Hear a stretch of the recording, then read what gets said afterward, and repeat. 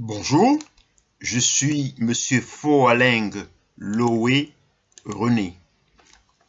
Aujourd'hui, dans le cadre du cours sur les grandes théories économiques, nous allons voir le chapitre 16 intitulé David Ricardo et la théorie des avantages comparatifs. Introduction. Dans le chapitre précédent, nous avons découvert comment Adam Smith expliquait que la division du travail permet d'améliorer la productivité. Aujourd'hui, nous allons découvrir les travaux d'un autre grand économiste de l'école classique, David Ricardo. Mais avant de commencer, voici un petit exercice. Exercice du jour. Imaginons deux pays.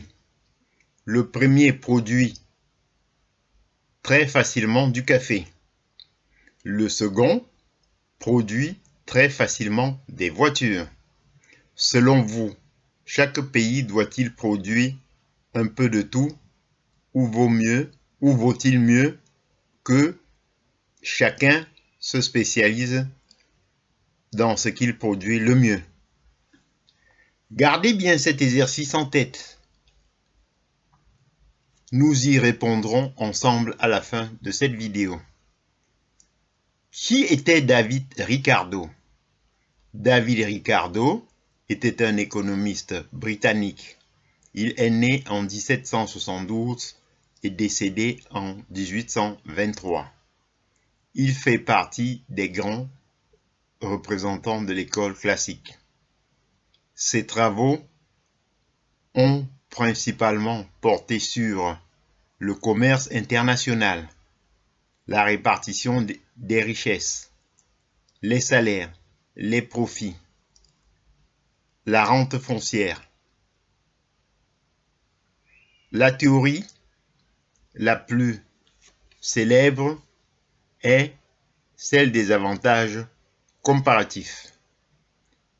Théorie des avantages comparatifs.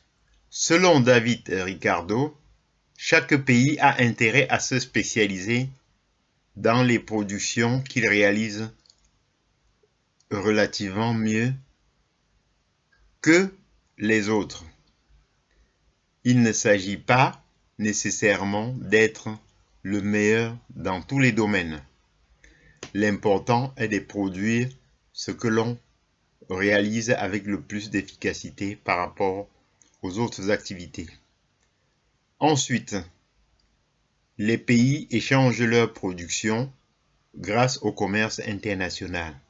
Cette spécialisation permet d'augmenter la production mondiale, de réduire les coûts de production, de favoriser les échanges entre les pays, d'améliorer le niveau de vie. Selon David Ricardo, lorsque chaque pays exploite ses avantages comparatifs, tous peuvent tirer profit du commerce. Les avantages et les limites de cette théorie. La théorie des avantages comparatifs présente plusieurs avantages. Elle encourage la spécialisation, le développement du commerce international, une meilleure utilisation des ressources disponibles. Cependant, elle présente aussi certaines limites. Tous les pays ne disposent pas des mêmes ressources naturelles, des mêmes technologies ou des mêmes niveaux de développement. Une spécialisation excessive peut également rendre un pays très dépendant des importations ou des exportations.